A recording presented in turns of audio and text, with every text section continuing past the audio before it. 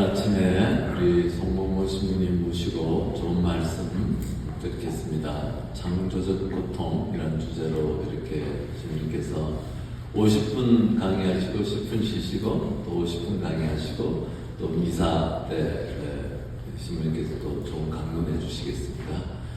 송봉모 신부님 소개가 필요할 것 같지는 않은데 예수의 의원이시고 또 서강대학교 신학대학원에서 오랫동안 가르치셨죠. 성서를 가르치셨고 또 정년퇴직을 하셨는데 또 서강 예수의 공동체 원장직을 맡으셔서 아주 수고를 많이 하고 계십니다. 우리 기쁜 마음으로 이렇게 박수로 환영해 주시기 바랍니다.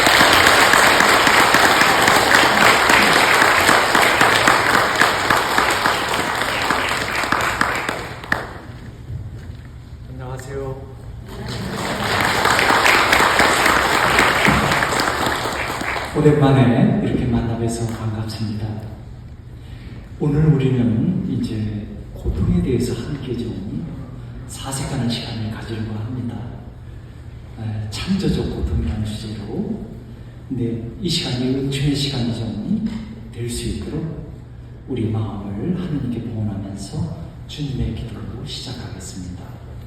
성부와 성자와 성령의 이름으로 아멘.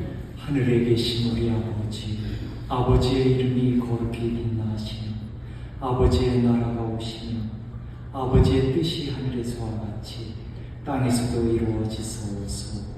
오늘 저희에게 일용할 것을 주시고 저희에게 정한 말을 저희가 용서하니 저희를 용서하시고 저희를 유혹에 빠지지 않게 하시고 악에서 나서소서. 아멘. 지극히 선하신 하느님 아버지, 저희들에게 생명을 주시고 이 순례 여정을 살아갈 수 있도록 계속 돌봐주시니 감사드립니다. 저희들의 삶이 많은 부분에서 고통과 시련 중에 있지만 주님과 함께 생명 충만하게 살아갈 수 있도록 저희들의 그 삶의 속성인 고통을 보다 적극적으로 저희들이 대면할 수 있도록 이끌어 주옵소서. 예수님의 이름으로 비나이다. 아멘. 성부와 성자와 성령의 이름으로 아멘. 지금부터 거의 25년 전인가요? 1998년에 제가 이제 조그만 책자인데 이 책을 썼습니다. 고통, 그 인간적인 것. 여러분들이 지금 저를 보면 많이 제가 늙었지 않습니까? 네. 근데 24년 전이면 굉장히 그 젊은 때인데, 그때 이렇게 고통을 대해서 제가 이야기를 할 만한 사람이었을까? 근데 제목 자체를 보면 마치 인생을 다 산 것처럼 고통, 그 인간적인 것. 그 당시 제가 이제 학위 공부를 마치고 돌아가서 1년 됐을 때니까 이제 한 41살이었을 것 같아요. 아니, 그런 것 같아요. 뭐, 여러분들이 아마 숫자 세고 있을 거예요. 또 지금 67입니다. 아무튼, 저도 지금 이렇게 강의하기 위해서 이 자리에 서 있으면서도 이 제목을 보면서 확 오네요. 고통, 그 인간적인 것. 하느님께서 주신 것 같아요, 이 제목을. 왜냐하면 제가 인생을 다 알았다고 할 나이에는 너무 젊은 나이였으니까요. 이제 이 책을 쓸 때 제가 이제 신학대학원 교수를 있었습니다. 초등 교수였죠. 근데 한 달 정도 지났는데 대학원생 하나가 찾아왔습니다. 그러면서 이제 처음부터 시비를 건 겁니다. 그 신부님이, 대학원장님, 그 당시 이제 교수님이 인생을 도대체 얼마나 알길래, 그러면서 책을 꺼내서 보여주면서 이런 책을 썼다는 거예요. 그래서 마음에 안 든다는 겁니다. 근데 이분이 얘기를 하면서 보니까 이제 그 10대 성장 과정에 어마어마한 이제 상처를 입은 분이야. 그것도 가져다녀서. 지금 이렇게 신문을 펼쳐서 이분 이름 치면 나와요. 굉장히 활발하게 그 상처 속에 일어나는 사람들을 도와주고 있는데 그 당시만 해도 이제 이분이 꽤 허겁대고 있던 분이에요. 상처 때문에. 그러면서 이제 이런 고통을 겪은 자신한테는 이게 너무 웃긴다는 거예요. 그리고 책을 읽으면서도 마음에 안 든다는 거죠. 저는 이제 그분이 질문에 앞에 대답을 거의 못했습니다. 신부님이 고통을 알기를 얼마나 알기를 이런 글을 썼냐. 거기에 어떤 경험인지 알 수가 없었어요. 더구나 그분의 그 큰 상처를 듣고 나서는 그야말로 정말 더 할 말이 없어지더라고요. 그러니 제가 이런 제목을 썼을까 하는 생각이 좀 전에 왔었습니다. 우리 흔히 하는 말이 있습니다. 어떤 사람이 고통을 겪을 때 옆에서 우리가 할 수 있는 가장 좋은 태도는 침묵이다. 그러니까 고통이라는 것은 그 사람에게 너무나 힘들기 때문에 옆에서 우리가 헤아릴 수 없다는 것이죠. 그러니 무슨 말이든 좋은 의미에서 했다 하더라도 그 사람에게는 상처가 될 수 있다는 것이죠. 그런데 저는 왜 지금 우리 교우 여러분들과 함께 이 침묵을 지켜야 할 주제, 고통에 대해서 감히 또다시 얘기하려고 하는가? 사실 지난 몇 년 동안 저의 주제는 고통이었거든요. 근데 왜 그럼 저는 지난 몇 년 동안 고통이라는 주제를 계속 이렇게 수고하고 있었는가? 이 질문도 되겠습니다. 두 가지 이유에서입니다. 고통을 이해하려는 욕구는 인간으로서 당연한 욕구인 것 같아요. 이제 신체적으로도 제가 많이 이제 망가지기 시작했고, 특히 이제 정신적으로 감퇴의 메모리 능력이 많이 떨어지고 있는 걸 보고 있고요. 그러면 그럴수록 이 질문이 가요. 제가 겪고 있는 이런 작은 고통이든 아니면 주변에서 벌어지는 어마어마한 고통이든 이 고통에 대해서 좀 더 알고 싶은 그런 마음들이 올라오는데 이것이 이제 저뿐만이 아니라 우리 모두에서 올라오는 게 아닌가. 그러니까 인간으로서 당연한 욕구니까. 그 다음에 또 다른 하나는 고통이라는 것이 인간 실존의 한 부분이기 때문에 생로병사 속에서 나를 이해하기 위해서나 인간을 이해하기 위해서 그래도 질문할 수밖에 없지 않나 이런 생각이 옵니다. 그래서 지금 저는 이제 침묵을 지켜야 하는 고통 앞에서 그럼에도 불구하고 이제 우리 자신 각자를 위해서 한번 성찰해보면 어떨까 하는 초대를 하는 것이죠. 이 두 번째 제가 썼던 표현이 여기 보면 고통이라는 것은 인간 실존의 한 부분이기 때문에 그래서 이 부분부터 이제 건드려 보겠습니다. 우리가 이제 그리스도의 신자이지만 그래도 알게 모르게 우리에게는 이제 불교 세계가 이제 배경으로 있지 않습니까? 그래서 불교 얘기를 하면 보다 쉽게 이해가 될 수 있는데요. 이 불교의 창시자인 석가모니 부처님께서 나는 단지 고통과 고통의 소멸에 대해서만 가르칠 뿐이다. 그러니까 이 부처님께서 이 불교라는 세계를 그 불교 신자들에게 알려주려고 했을 때 주제는 고통뿐이었네요. 불교는 인생 자체가 고통이라는 것을 받아들입니다. 그래서 태어나는 것도 고통이고 늙는 것도 고통이고 병에 걸려 신음하는 것도 당연히 고통이고 죽는 것 고통이고요. 사랑하는 사람과 함께하지 못하는 것 고통이고 사랑하지 않는 사람과 함께하는 것도 고통이고 그래서 삶 자체가 고통이라고 얘기를 하죠. 그래서 그들은 고통의 종류를 108개로서 얘기를 합니다. 그 108개의 번뇌 속에서 고통을 겪고 있는 것이죠. 그래서 우리와 달리 이제 모양은 비슷한데 묵주, 그들을 염주알을 불리는데 염주알이 108개로 되어 있죠. 그 108개의 염주알을 굴리면서 이제 그 번뇌 속에서 벗어나려고 하는 것이죠. 그리고 허리가 좀 단단한 사람들이라면 이제 대웅전 부처님 상 앞에서 갈배를 올리죠. 이유는 딱 하나입니다. 이 번뇌, 108개의 번뇌로부터 자유롭게 해서요.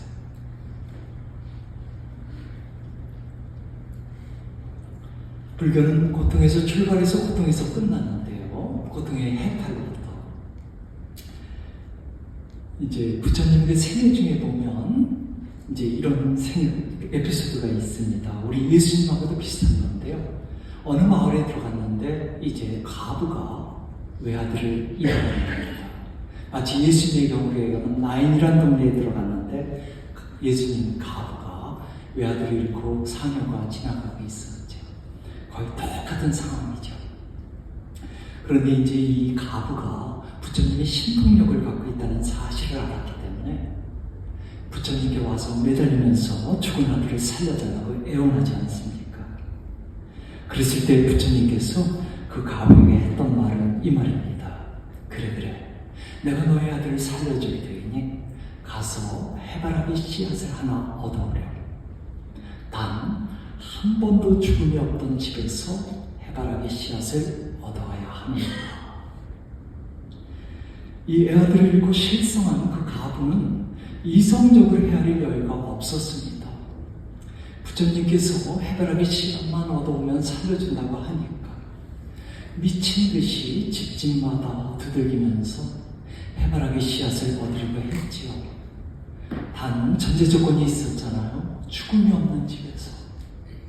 그래서 이 집에 죽음이 없었으면 이제 해바라기 씨앗을 얻으려고 하는 건데 어느 집이나 다 죽음은 있었던 것이죠.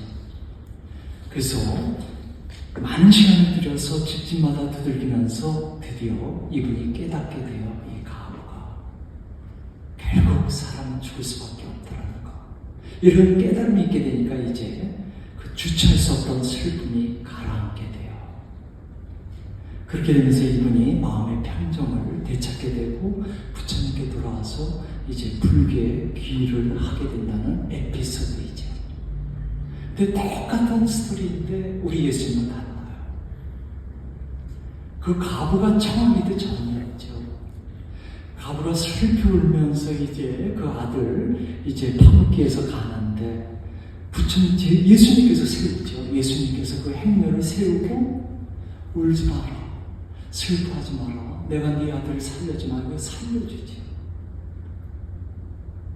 근데 사실 그 아들도 죽을 건 분명해요. 때로는 엄마보다 먼저 죽을지도 몰라요. 그래서 여기서 우리는 종교의 차이를 보게 돼요. 예수님 당연히 인간은 죽는 존재라는 거, 고통 겪는 존재라는 거 다 알아요. 근데 이제 고통을 겪는 인간을 볼 때마다 예수님은 부처님하고 좀 달랐어요. 그분의 애정이 찢어져 버려요. 우리만은 이제 그분이 불쌍히 여기고 고쳐졌다 이렇게 나오는데 그리스 말 직역하면 그분의 애정이 찢어져서 고쳐졌다 이렇게 돼요. 스프랑크 니조마이 그 단어거든요. 스플랑크나 그게 이제 애정이라는 뜻이야. 그래서 의학용어로도 스플랑크놀로지라고 그러죠. 애정학. 그래서 스플랑크나에서 스플랑크 이제 티노마 해가지고 애정이 찢어져 버린다.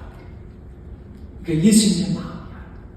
그러니까 예수님이 뻔히 인간의 삶의 실상을 알면서도 우리가 힘들어할 때 못 견디는 거예요, 그분이. 그래서 부처님하고 조금 다르긴 해요. 일단은 조금만 더 불교 얘기를 하고 우리 그리스도교로 올릴게요. 그러니까 삶의 고통을 그리스도교는 어떻게 보는가를 보기 위해서 먼저 불교를 보고 있는 건데요.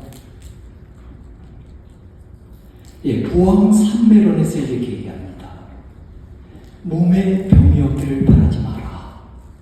아예 초장부터 이렇게 나가요, 불교는. 몸에 병이 없기를 바라지 마라. 우리는 이제 병이 없기 위해서 많은 노력을 하는데요. 좀 다르네요. 몸에 병이 없으면 탐욕이 생기기 쉽나니. 그래서 부처님께서 말씀하시되 병으로 양약을 삼으라 하셨느니라. 세상살이의 곤란이 없기를 바라지 마라.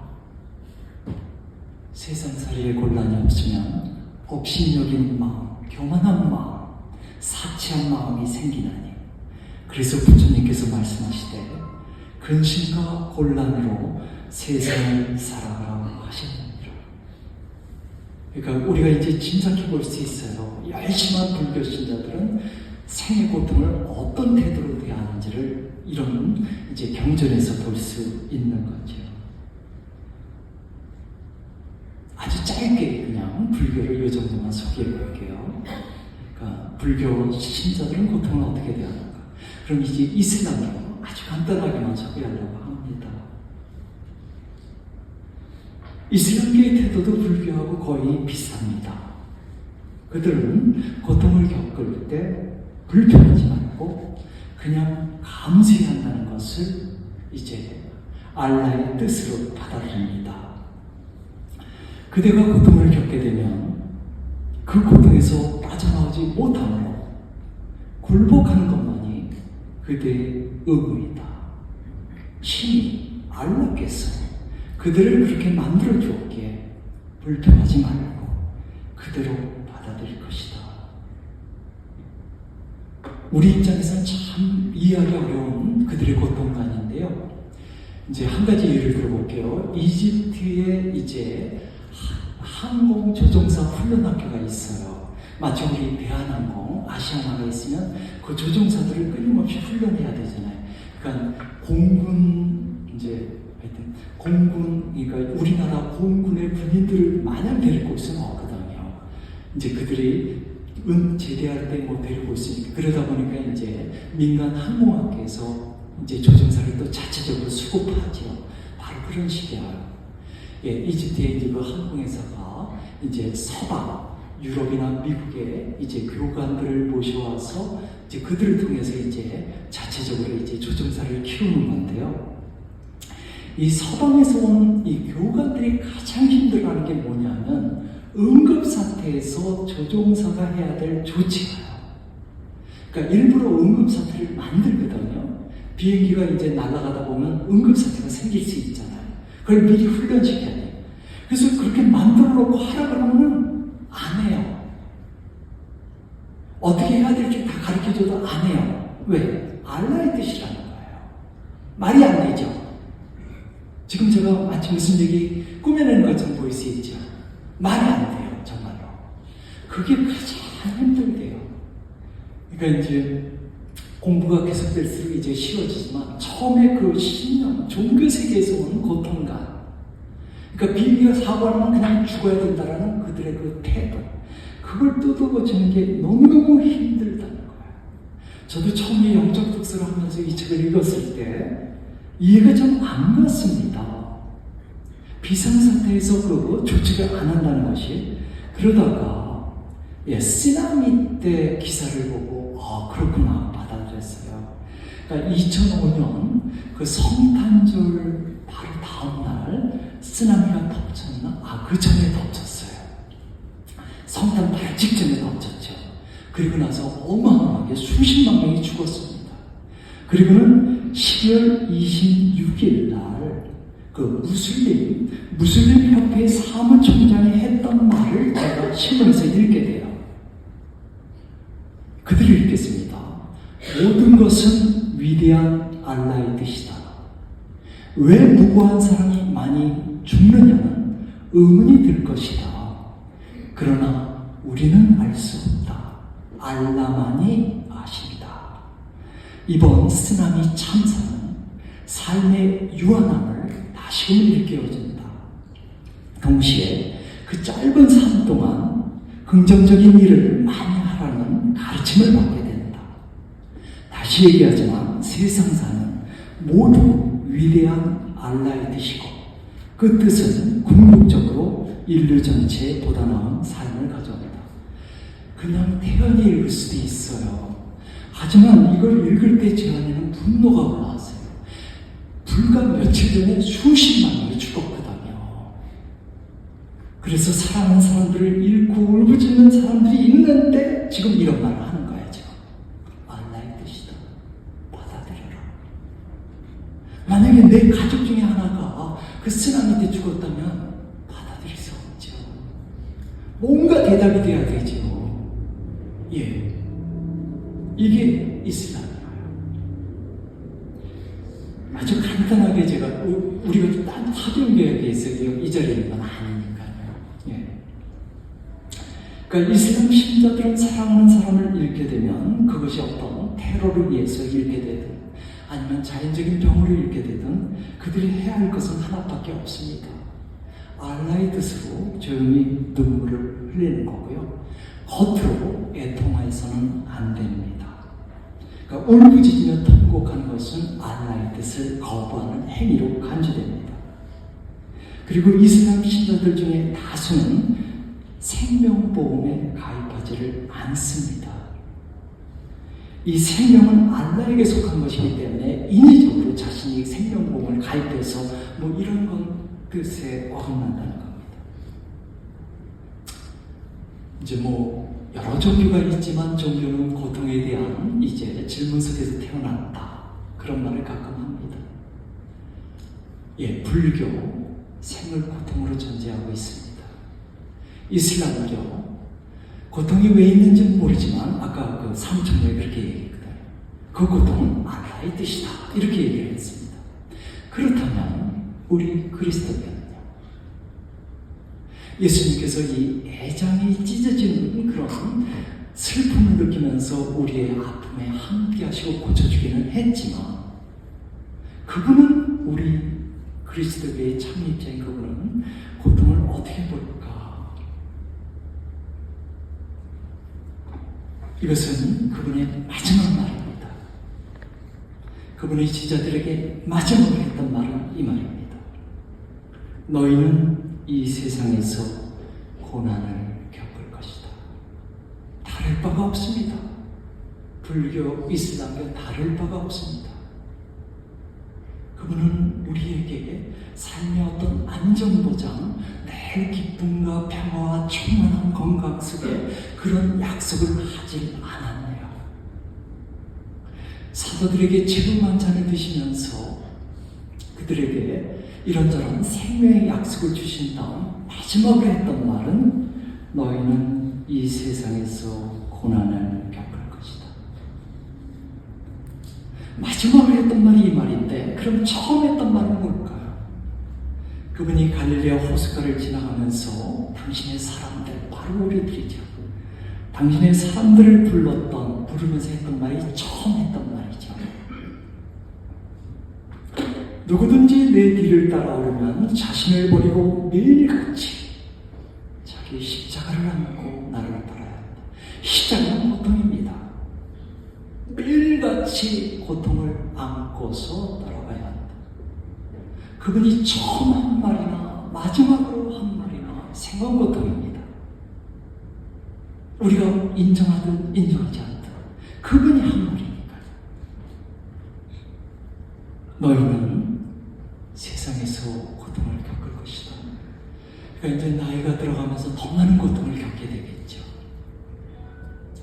어떤 이런 외부에서 오는 고통 말고도 자체적으로 지금 고통을 겪는 게 더 많아지겠죠. 예수님께서 이제 그걸 다 천지하고 하는 말이죠. 그리고 이제 그 고통 속에서도 매일같이 십자가를 안고서 그 고통을 안고서 이제 그분을 따라가야죠. 그분만큼은 고통을 겪지는 않으니까 우리가 십자가에 매달리지는 않으니까요. 가장 참혹한 고통을 겪은 그분을 이제 따라서 매일같이 우리가 살아가죠. 간단하겠지만 왜 이렇게 세계 종교가 하나같이 불교, 이슬람교 그리고 무엇보다도 그리스도교가 생을 고통으로서 얘기할까? 그게 바로 인간 실제입니다. 그러니까 고통, 그 인간적인 거 어쩔 수 없다는 거죠. 인간이라는 존재는 고통을 살아가는 존재라는 거. 우리 주 예수님께서 그렇게 얘기하는 것이죠. 너희는 매일같이 자신의 고통을 안고서 나를 따라와야 한다. 너희는 이 세상에서 고난을 겪고 죽을 것이다. 그렇기 때문에 예수님께서는 삼박자 축복을 한 적은 없습니다. 언젠가부터 이 주변 카톨릭 한국에서 개신교에서 삼박자 축복 아니면 삼중 축복을 얘기를 했습니다. 믿음만 좋으면 천국 가는 것은 물론이고 가족들 다 잘 되고 건강 축복까지 받는다. 불합니다. 예수님이 그렇게 얘기한 적이 없기 때문에 뻥이랄 겁니다. 하지만 지금 이 순간에도 이런 식의 설교를 하는 분들이 있습니다. 신자 여러분, 여러분이 새벽기도에 열심히 참석하고 11절을 착실히 낸다면 여러분 앞에 있는 승진, 학력, 학위취득, 사업 성공, 금메달 획득을 가로막고 있는 예리고성이 무너질 것이고 요르단 강이 쫙 갈라질 것입니다. 현재 세방에서 살고 있는 신자가 있다면 70평 빌라에서 살게 될 것이고 현재 티코 자동차를 타고 다니는 분이 있다면 에쿠스를 타게 될 것입니다. 여러분 제 말을 믿으시면 아멘 하고 응원하십시오. 이게 삶이에요. 그래서 믿음 좋으면 아멘 그러면 안 돼요. 언젠가 버스를 타고 가는데 뒤에서 두 여자분이 얘기를 하는데 보니까 신자들이더라고요. 계신데 진짜. 글쎄 알아? 그 장로님 아멘 걸는 거 알아? 그건 다 믿음 헛된 믿음이야. 어떻게 아멘 걸냐? 아무리 나이가 있어도 아멘 안 걸려야지. 그러더라고요 둘이서. 그래서 제가 결심했어요. 나는 나중에 아멘 걸면 절대로 신자들에게 얘기하지 말라. 저 때문이 아니라 제가 했던 말들 때문에 제가 했던 말 다 불안하다 이제. 네, 믿음 좋으면 암에 안 걸려야 되는데 성심부가 암에 걸렸으면 이건 큰일 나잖아요. 안 걸릴 수 없겠죠. 인간인데. 우리는 다시 한번 여기서 깨닫게 됩니다. 우리가 받은 그 믿음의 선물은 이 세상살이에서의 보증수준은 결코 아니라는 것. 우리는 한남과 고통 안에서도 구원받은 존재이지 한남과 고통에서 면제된 존재, 한남과 고통에서 구원받은 존재는 아니라는 것. 그러니까 조금 다릅니다.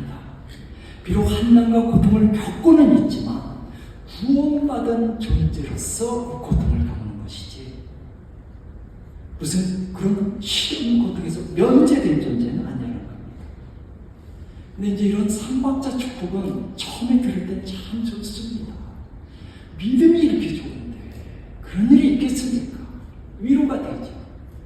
근데 현실을 무시하는 얘기거든요. 그러니까 듣기 좋은 말이지만 언젠간 아니라는 걸 깨닫게 되면 절망하게 됩니다.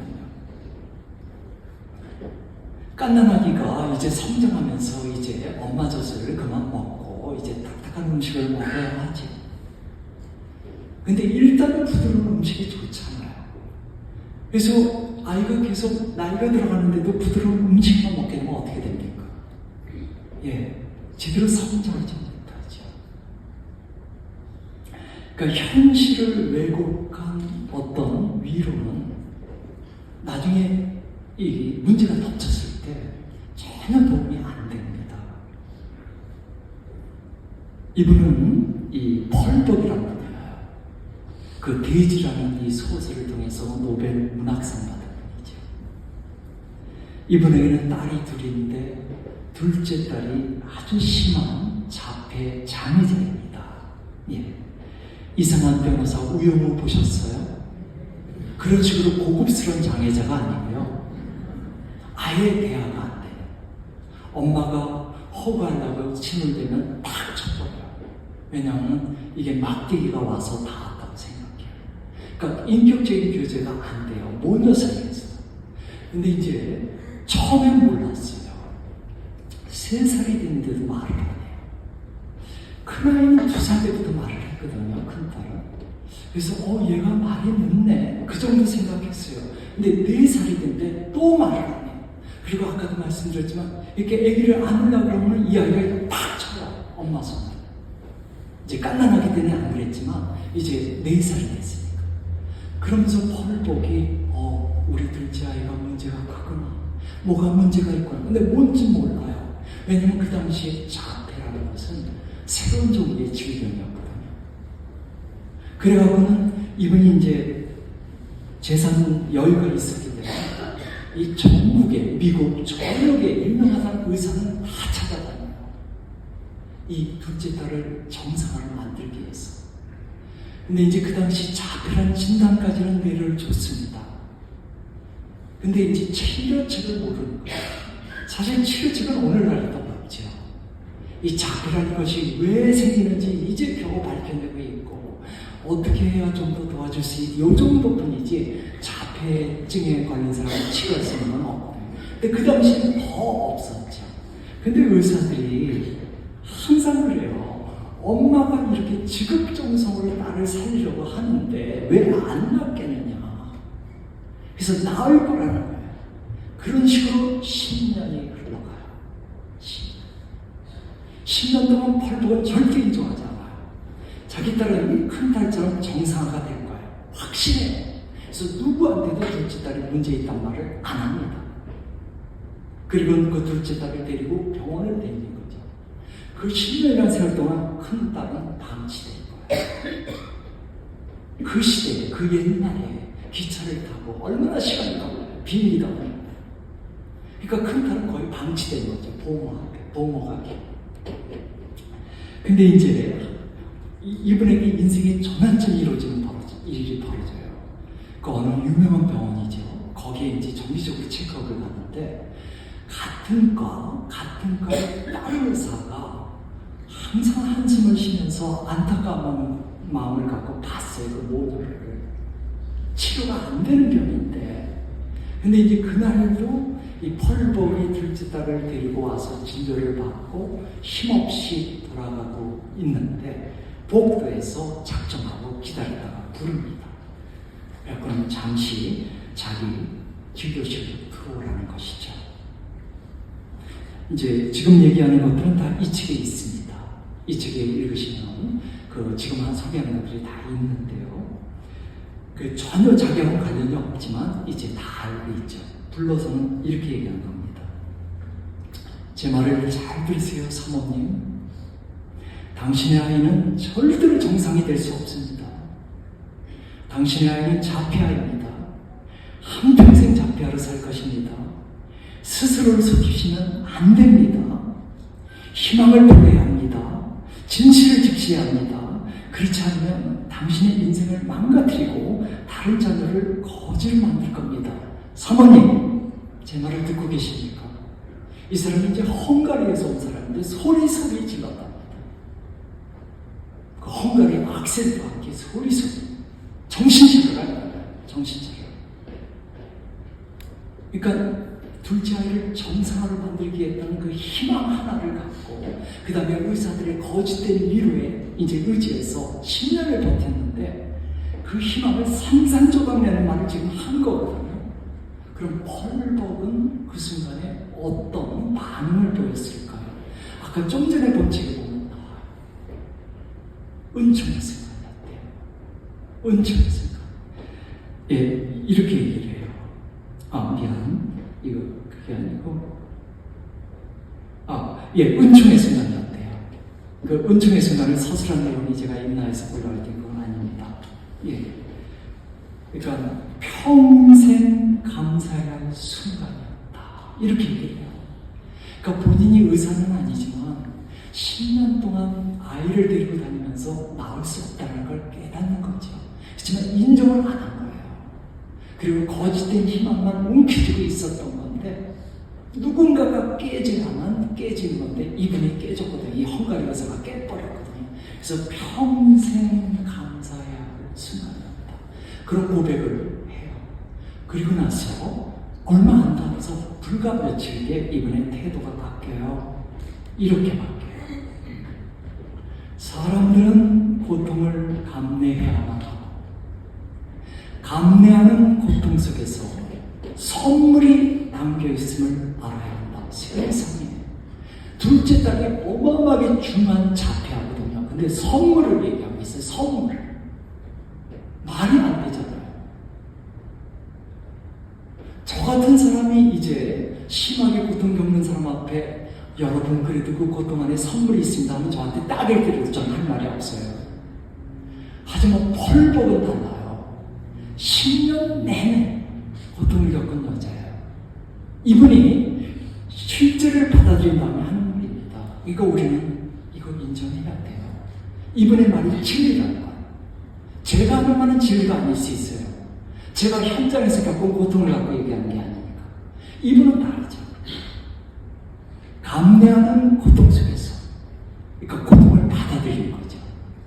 감내하는 고통 속에서 선물이 담겨 있음을 알아야 한다. 고통은 기쁨을 가져다 주지는 못하지만, 이것도 진실이죠. 고통은 기쁨을 가져다 주지는 못합니다. 하지만 내면적 행복을 가져다 주는 지혜로 변화될 수 있다. 예, 이분에게서 지금 고통을 어떻게 대면해야 할지를 배우게 됩니다. 그러니까 우선 품어야 되는 것이죠. 매일같이 고통을 안고서. 그러면서 비록 그 고통이 하느님께서 나를 이렇게 단련시키기 위해서 그런 건 아니지만 저는 결국 많은 경우가 아니라고 봅니다. 솔직히. 어떤 사연에서 고통이 왔든 이제 하느님은 나와 함께 아파하시면서 내가 그 고통 속에서도 일어날 수 있도록, 내 마음에 평화를 가질 수 있도록, 내 안에 힘을 가질 수 있도록 도와주는 분이라고 생각합니다. 그렇게 되면 이제 선물을 볼 수 있고 이제 내면적 행복을 또 느낄 수 있겠죠. 예, 고통은 삶의 실제로 실상이라는 것을 이제 얘기하면서 듣기 좋은 말만 우리가 찾아갈 수는 없다. 그리스도교가 삼박자 축복을 가르쳐주는 종교가 아니다. 오히려 매일같이 십자가를 안고 가야 하는 그런 가르침을 주는 그리스도교다. 이 얘기를 지금까지 했습니다. 제르미 벤담이 한 유명한 말입니다. 자연, 곧 삶의 실제는, 다시 말하면 우리 인간은 이런 뜻입니다. 두 절대 군주 아래 두었으니 그것은 고통과 쾌락이다. 이 고통과 쾌락은 우리의 모든 행동과 말과 사고를 지배한다. 다시 말하면 우리가 어떤 행동을 할 때는 둘 중에 하나라는 겁니다. 쾌락이든 아니면 고통을 유발하는 것이다. 그래서 우리가 말로는 고통과 쾌락의 제국을 등지는 척 할 수 있지만 실제로는 평생 거기에 지배당한다.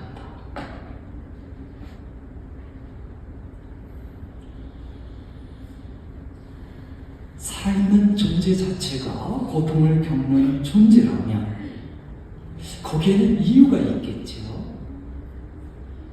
그러니까 예수님조차도 너희는 이 세상에서 고난을 겪을 것이다. 당신이 사랑하는 사람들인데, 당신이 돌봐주는 사람들인데, 그런데도 불구하고 너희는 순례여정 동안 고통을 겪을 것이다. 그렇게 얘기했다면 거기에 이유가 있을 거예요. 첫 번째 이유는 우리 안에는 생명성이 없습니다. 우리는 매일같이 그분에게 생명의 은총을 받아서 살아가는 존재이지 내가 자체적으로 내 생명을 유지하지 못합니다. 아무리 내가 지금 건강한 것 같고 생명 충만한 것 같아도 불과 5분 뒤에 내가 쓰러진 거 우리는 모릅니다. 그러니까 내 안에 생명이 없기 때문에 철저히 피조물이기 때문에 이제 무상한 존재라는 것이죠. 사실 많은 고통은 상실 속에서 오거든요. 제가 이제 머리카락이 빠지면서 슬퍼요. 예, 더 늙어 보이니까. 이게 상실이거든요. 사랑하는 사람들 하나씩 하나씩 잃지요. 상실의 슬픔입니다. 건강을 상실하지 않습니까? 예, 많은 경우 상실에서부터 우리는 고통을 느끼게 돼요. 이제 외부적으로 오는 게 아니라 하더라도. 그럼 그 상실이란 뭐냐면 인생 무상 속에서 이루어지는 거죠. 나는 영원히 생명을 갖고 있는 존재가 아니기 때문에 끊임없이 쓰러져 버리는 무상한 존재이기 때문에 이게 이제 이유예요. 그렇기 때문에 사도들이 그랬던 것이죠. 너희는 순례여정 마치는 그날까지 고난을 겪을 것이다. 그래서 실제로 우리가 성경을 보게 되면 성경 안에 인생 무상을 어마어마하게 강조하고 있습니다. 예, 이런 식이에요. 인간은 아무도 자기 목숨을 자기 마음대로 하지 못한다. 아무도 꺼져가는 제 숨결을 붙잡지 못한다. 인생은 한바탕 꿈이고 아침에 돋아나 한낮이면 시들어버리는 풀잎이다. 그러니까 이스라엘의 기후 조건을 보면 아침에 이슬과 함께 이제 풀들이 돋아납니다. 그러다가 이제 오전이 되면 이제 태양이 장렬하게 되죠. 지중해 태양입니다. 그러면 즉시 다 사라져버립니다. 그러니까 불과 몇 시간을 못 버티는 생명, 그 풀꽃과 같은 존재가 바로 우리라는 얘기를 하고 있습니다. 이것이 바로 무상성이라는 것이죠. 이 무상성을 보이는 하나만 더 보면 사람은 한낱 숨결에 지나지 않는 것, 한평생이라야 지나가는 그림자입니다. 여기서 지나가는 그림자는 뭘까요? 질문이 올 수 있어요. 그냥 그림자는 아니에요. 고정된 물체의 어떤 그림자는 아니에요. 우리의 한평생은 그림자인데 지나가는 그림자. 그래서 탈무드의 주석을 보니까 새를 가리켰습니다. 날아가는 새. 새가 날아갈 때 그 새의 그림자를 본다는 것은 눈 깜짝할 사이입니다. 그게 우리의 인생이래요. 근데 저는 이제 이 10분이란 말을 아주 온몸으로 체험하고 있습니다. 네. 정말로 이것이 맞다라는 그 옛날 40대가 아니라 지금 이제 70을 바라보면서 완전히 몸으로 느끼고 있는 거죠. 여전히 대학생들과 함께 살아요. 명예교수를 있으면서 서강대 안에서 사니까요. 20살짜리. 그러니까 저도 모르게 제가 항상 20살처럼 느껴져요. 하지만 가까이 가면 외계인 취급받아요. 네. 그러면서 실감나게 느끼고 있습니다. 그러면서 지난 몇 년 동안 계속 고통에 대해서 생각을 하게 되었고요. 물론 적극적이죠. 오늘 강의 주제는 창조적 고통입니다. 굉장히 적극적인 것이죠. 예수님께서 원하시는 거죠. 기한이라면 어차피 인생의 고통이라면 그분이 원하는 그런 고통관을 갖고 살아가는 것이죠. 왜 하느님께서는 우리 인간을 창조하실 때 이렇게 무상성 안에서 상실의 아픔을 겪으면서 고통 속에 살아가도록 만들었을까? 그분이 이 세상을 창조하실 때 법칙 속에서 창조했어요. 그것을 우리는 크게 자연의 법칙이라고 합니다. 우리는 모두 자연의 한 부분일 뿐이죠. 그래서 그분이 가장 건강한 삶, 자연의 법칙을 만들었어요. 그래서 우리의 노화도 생로병사도 사실은 그분 뜻 안에서 이루어지는 건강한 프로세스입니다. 그래서 삶이 고통과 함께 이루어진다는 것은 자연의 법칙이고요. 그러한 법칙에 우리가 순응하게 되면 그것은 건강한 삶이라는 겁니다. 좀 유기적으로 설명할게요. 이 금붕어가 자연 상태에 있게 되면 보통 10,000개의 알을 낳습니다. 하지만 보호받은 어항 속에 있는 금붕어는 알을 3,000개, 많이 낳아야 4,000개밖에 낳지 못합니다. 그러니까 자연의 법칙 속에 노출되었을 때만 건강한 겁니다. 그런데 이것이 인위적으로 어떤 보장을 하게 되면 건강하지 않은 것이죠. 예, 지금 2마리 똑같은 코끼리가 있습니다. 하나는 야생 초원에 있고요. 하나는 동물원에 있습니다. 예, 실제 야생 초원에 있는 코끼리는 최소한 56년을 삽니다. 하지만 동물원에 있는 코끼리는 제일 오래 살아야 17년입니다. 그러니까 자연의 법칙을 벗어났을 때 얼마나 건강하지 못한가를 아주 분명히 보여준 것이죠. 예. 그러니까 자연 속에서 있을 때 당연히 거기에는 위협과 불안이 있겠죠. 그러면서 또 생존하기 위한 본능이 있겠죠. 예수님이 우리에게 오는 건 딱 하나입니다. 삶은 고통이지만 적극적인 고통감을 가지라는 겁니다. 그러니까 이렇게 물고기라든가 아니면 코끼리가 생존의 위협소를 받을 때 자연 속에 있을 때 굉장히 건강하거든요. 우리도 똑같이 그래야 한다는 겁니다. 왜냐면 우리도 넓게 보면 우리도 동물의 하나거든요. 아무리 이성을 갖고 있다 해도. 이 알라스카의 원주민들, 이제 알라스카 여행하신 분들 알잖아요. 아무리 우리가 여름에 간다 하더라도 상당히 춥잖아요. 그럴 때 슈퍼마켓에 뭘 사러 가면 그 앞에 꼭 만나는 이들이 있죠. 바로 알코올 중독자들이죠. 많은 인디언들이 알코올 중독에 걸려있죠. 알라스카에서. 근데 알라스카에서 곡물을 재배할 수가 없어요. 일단 내내 추우니까. 술은 어디서 오는가? 대륙에서 오는 것이죠. 인디안 리저베이션, 이제 정부가 먹고 살 수 있는 돈은 주잖아요. 그렇게 되니까 이제 생존을 향한 어떤 우욕이 없는 거죠. 거기다 할 일도 없는 거죠. 왜냐하면 보호구역에는 술을 마시는 많은 사람들이 이제 건강하지 못한 삶을 살고 있습니다. 그러니까 어쨌든 자연의 법칙 안에서 우리가 살아가야 한다면 그 법칙 안에서 살아가는 것은 건강한 것인데 그 법칙을 우리가 받아들이지 못할 때 건강하지 않을 수 있다는 겁니다. 이 영화 보셨을 거예요. 우리말로는 어떻게 번역된지 잘 모르겠어요. 이 영화에 나오는 표현이야. 인생은 고통입니다. 전하. 딴소리 하는 자는 누가 됐든 다 약한 놈들입니다. 이 진리를 전하는 거예요. 그러니까 많은 사람들이 거짓 위로를 주거든요. 헛된 위로를요. 그러니까 삶의 실존을 알려주는 것만큼 우리에게 힘을 주는 건 없어요. 그 정신과 의학자, 우리에게 잘 알려진 스카펙이 했던 유명한 말이죠.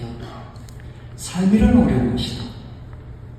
우리가 이 진리를 깨닫고 받아들이기만 하면 그 순간부터 삶이란 더 이상 어려운 것이 아니다. 삶이 어렵다는 것이 인정되었기에 삶이 어렵다는 사실은 더 이상 중요한 문제가 되지 않는다. 사람들은 삶이 어려운 것이란 이 진리를 받아들이려 하지 않고 이해하지 못한다. 그래서 끊임없이 삶에 대해서 신음한다. 그들이 갖고 있는 문제에 대해서 신음하고 그들이 지고 있는 짐에 대해서 신음한다. 마치 삶은 쉬워야 하는데 그렇지 않게 신음하는 거리다. 그들의 신음소리 뒤에는 비현실적인 믿음이 있다. 자신이 겪고 있는 이 고통은 절대 있어서는 안 되는 것인데 부당하게 주어졌다는 믿음이다. 삶이라는 문제들의 연속이다. 우리는 삶의 문제들 앞에서 신음하기를 원하는가? 아니면 해결하기를 원하는가? 저는 12월 30일이 되면 항상 예수님이 마지막으로 했던 말씀을 하루 종일 묵상합니다. 너는 내년에도 고난을 겪을 것이다. 저는 새해 꿈을 생각하지는 않습니다. 너희는 이 세상에서 고난을 겪을 것이다 했는데 이제 12월 30일이라 하루 종일 생각합니다. 내년에도 너는 고난을 겪을 것이다. 그런데 당신의 사랑으로서, 당신의 사랑으로서 당신이 원하는 고난을 겪게 해달라고 하루 종일 기도를 합니다. 그러니까 스카펙의 태도와 비슷한 거죠. 삶은 고통이라는 걸 받아들이는 겁니다. 아예 작정하고. 그러면 삶에 어떤 문제가 있어도 문제가 될 게 없어요. 왜냐하면 이미 받아들였으니까.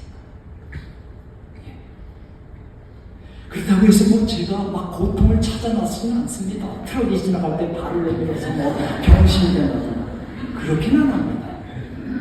그렇게 안 해도 수도 없이 고통은 계속 오니까.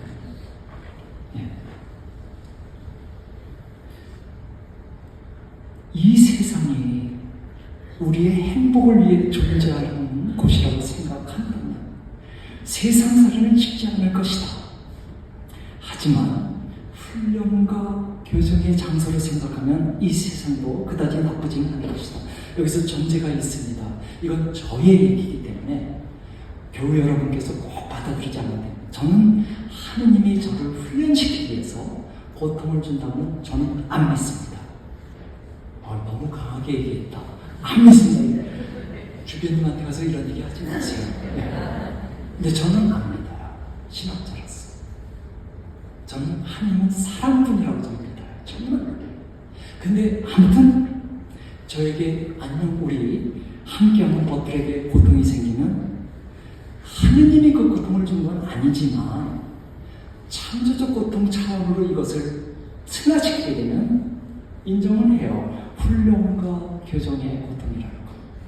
그러니까 저의 시선은 뭐냐면 이런 단어가 나올 때면 하지만 훈련과 교정의 장소를 생각하면 이럴 때 저는 하느님이 나를 훈련시키기 위해서 하느님이 나를 성장시키기 위해서 천만에 저는 그런 생각 안 합니다. 그래서 이제 1년에 한 번씩 이제 가톨릭 신문이나 평화신문에서 생활수계, 신앙수계를 해요. 그래서 이제 뽑자면 제가 심사위원이 되면요. 고통을 얘기하면서 하느님이 나를 당신께 오게 만들기 위해서 하느님이 나를 성장시키기 위해서 고통을 줬다면 다 탈락시킵니다. 제가 믿는 하느님은 그런 하느님 절대 아닙니다. 67년 인생에 저는 철저히 믿습니다. 고통이 어디서 오는지 다른 걸 거예요. 하느님이 그런 고통을 주는 건 아닙니다. 어떤 분이 한평생 일그러진 이제 신체를 갖고 살아야만 한다면 지금 보시는 이 젊은이 아직 30대 중반이니까 젊은이라고 할 수 있죠. 존 오리올이라는 친구인데요. 이런 말을 했습니다. 내가 겪은 화재는 슬프거나 나쁜 일이 아니라 일종의 선물이었다. 아까 펄벅도 둘째 딸 자폐를 받아들이고 나서 선물이라는 단어를 썼는데 이 젊은이가 지금 또 선물이라는 말을 합니다. 그가 이제 9살 때 이 정신의 90% 화제를 입게 돼요. 얼굴 빼고는 몽땅 다 오그라집니다. 이제 그 전 며칠 전에 형들이 이제 자기보다 나이가 좀 더 많은 형, 친형하고 친구들 형들이 휘발유를 갖고 장난치는 것을 봤어요. 그래서 이제 휘발유를 뿌리고 나서 이제 그리고 나서 이제 성냥을 탁 갖다 대면 불이 확 이렇게 타오르는 것. 그래서 자기도 그걸 좀 하고 싶었는데 형들이 끼워주지 않았습니다. 그때 이제 머릿속으로 무슨 생각이냐면 토요일 날 아침 그 생각을 했습니다. 이유는 토요일 날 아침이 되면 엄마 아빠가 성당을 가요. 모임이 있어서. 그리고 형하고 누나는 늦게까지 자요. 근데 그 가라지에 휘발유 통이 있는 걸 알아요. 그러니까 그는 토요일을 기다리는 겁니다. 그리고는 아침에 설레는 마음으로 이제 가라지에 가서 이제 휘발유 통을 걸고 이게 아직 아이가 어리니까 휘발유 통에다가 성냥불을 켜서 그냥 댄 겁니다. 그렇게 되니까 이제 뻥 하면서 폭발이 되면서 이 아이가 이제 가라지 저쪽 편에 가서 날아갔죠. 날아가서는 기절을 해버려요. 그러다가 나중에 보니까 온몸에 불이 붙고 있고 집이 불타고 있고요. 그런데 좀 있으니까 형이 잠자다가 내려와서 이제 불이 붙어 있고 동생이 타고 있으니까 이제 형이 뛰어들어서 동생을 끄집어내는데 형도 화상을 크게 입습니다. 근데 이 아이는 90% 그래서 살 수 없대요. 의학적으로. 근데 이제 병원으로 옮겨졌고 한참 동안 이제 긴급 조치를 하고 나서 이 이제 존이 의식을 되찾게 돼요. 의식을 되찾아서 이렇게 보니까 엄마 얼굴이 보여요. 근데 이제 이 아이가 너무너무 통증도 있지만 자기가 집을 태웠거든요. 그러니까 이제 그게 불안이 함께 오니까 이 존이 뭐라 그랬냐면 엄마 나 이제 죽는 거야. 그러니까 온몸이 오그라들고 너무 아프니까 그렇지만 사실 이 질문 밑바닥에는 용서받고 싶은 마음 자기가 불을 찍어버렸어요. 엄마 나 이제 죽는 거야? 이렇게 물어봤어요. 그렇게 물어볼 때는 당연히 기대되는 응답이 있겠죠. 근데 엄마가 이렇게 대답을 해버려요. 존, 차라리 죽는 게 낫겠니? 그래도 돼. 네가 결정하면 된다. 9살짜리한테 죽을지 살지 네가 결정해.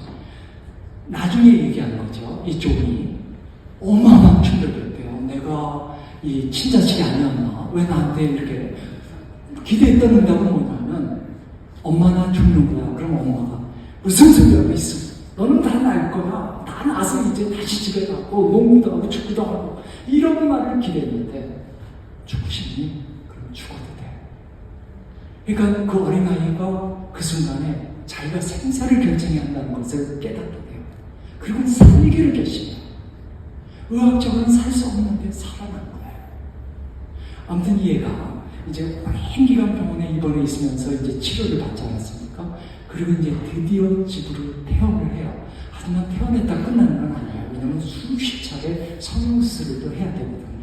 근데 아무튼 이제 집으로 퇴원하는데 이제 집 앞에 플래카드가 있어요. 웰컴 홈 존 이래갖고요. 집에서 사랑하는 자식을 해서. 그러면 엄마가 얘가 제일 좋아하는 음식을 만들었어요. 근데 얘는 먹을 수가 없어요. 이게 태어날 때 사진인데 지금 이렇게 보면 오른팔은 정상 아닙니다. 오른팔 요 밑에 또 부목이 있어요. 왼팔은 당연히 부목이 여기까지 있고요. 오른팔. 그러니까 먹을 수 없어요. 음식을 전혀. 그러니까 누나가 이 동생을 위해서 이제 음식을 해서 주려고 그러니까 메리, 마리아인데 누나 포크나 존이 알아서 먹게. 그랬다는 거예요. 아니 기껏 정말 굉장히 오랜 세월에 와서 8개월인가 와서 환영한다고 해놓고는 먹을 수가 없는데 엄마가 그러니까 얘가 그냥 땅바닥에 그 부엌 바닥에 뒹굴뒹굴 불었답니다. 아픈데도 항의, 분노, 적개심. 도대체 이게 무슨 엄마인가? 먹을 수 없는데 누나가 도와줘요. 근데 엄마는 왜 그랬는가? 처음에 그 불이 난 날은 살지 죽을지는 네가 결정해라. 엄마가 어떻게 할 수 없다.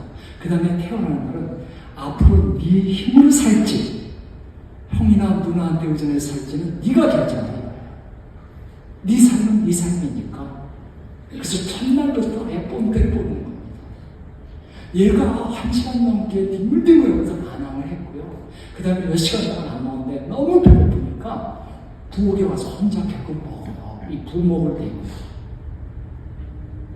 이 엄마는 아주 독실한 카톨릭 신앙이에요. 어떤 지혜로 하느님이 어떻게 이렇게 지혜를 줬는지 모르겠어요.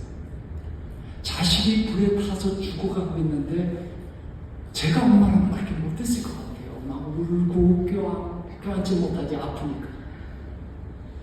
그냥 위로할 것 같아요. 그냥 사실은 거짓이 이러지.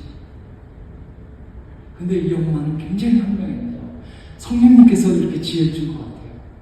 좀 죽고 싶니? 죽어도 돼. 메리, 포크나 얘가 알아서 먹을 거니까. 그렇기 때문에 이런 사람이 돼요. 이 옹표는 우리말로도 번역되어 있는데요. 이게 이제 그가 29살이니까 쓴 책이야. 지금 이제 35살인가 그래요. 근데 저기 손가락을 보면 손가락이 다 탁버리고 뭉그러져 있지요. 저 손가락으로 이렇게 원고를 쓴 거고요. 피아노도 연주하고, 세인트루이스 예수에 대한 나왔고요. 제가 이렇게 현장감 있게 소개하는 건 다 사실이다 이런 얘기입니다. 네. 아주 열심한 신자고요. 저는 서강대학에서 이제 학부생들 작년까지 가르쳤는데 가끔 이렇게 삶이 힘들어서 면담을 오면 이제 1시간 면담 중에 한 40-50분 듣습니다.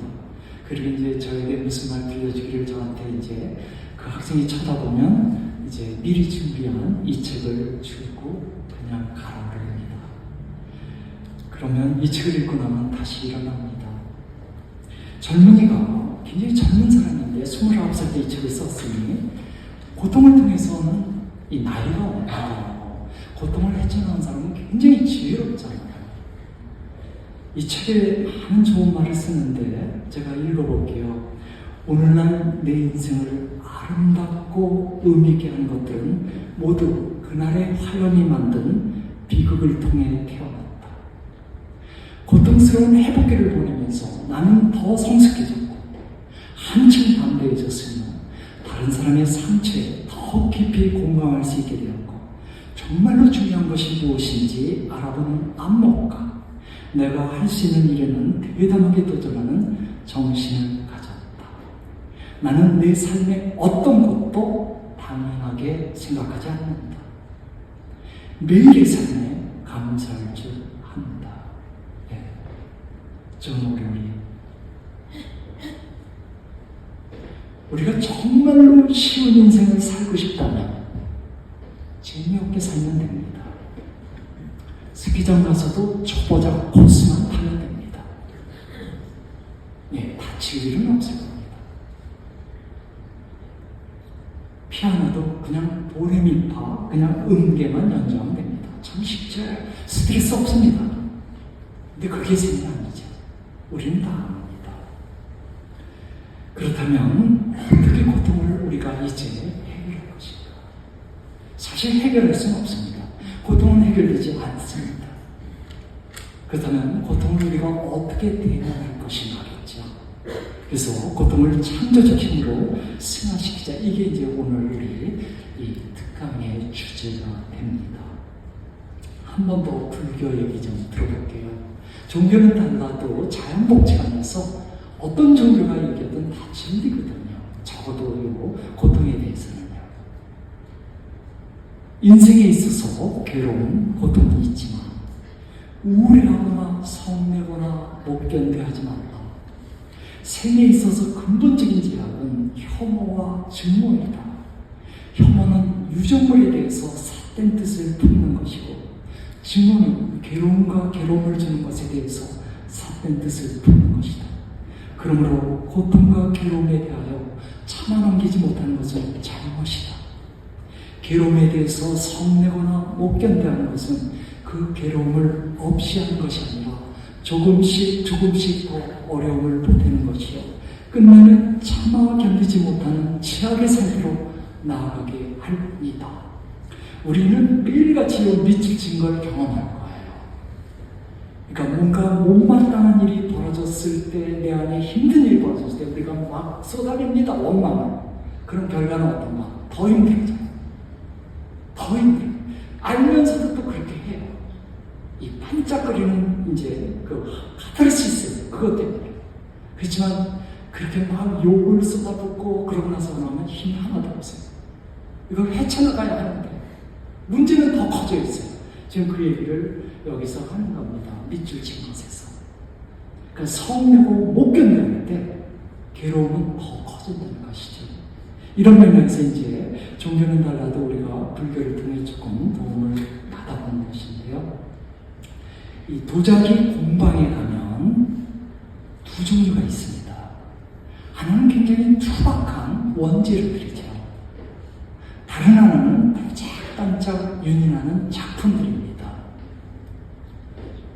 이 투박한 이런 도자기 원재료가 작품으로 바뀌는 것은 불가마 때문입니다. 불가마에 들어가서 구워지면서 이제 작품이 되는 것이죠.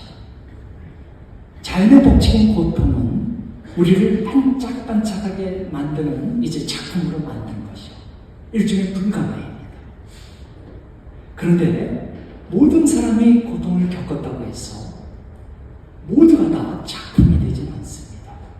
솔직히 얘기하면 대다수의 사람들은 숫덩이가 됩니다. 실제로 그 옹기 가마에 들어가는 이 원재료 중에 작품이 돼서 나오는 건 몇 개 없습니다. 다 수덩이가 돼서 나옵니다. 그런데 우리 인생도 그렇습니다. 다들 고통 속에서 살아가는데 소수의 사람들만이 고통에서 이제 성장한다는 것이죠. 예.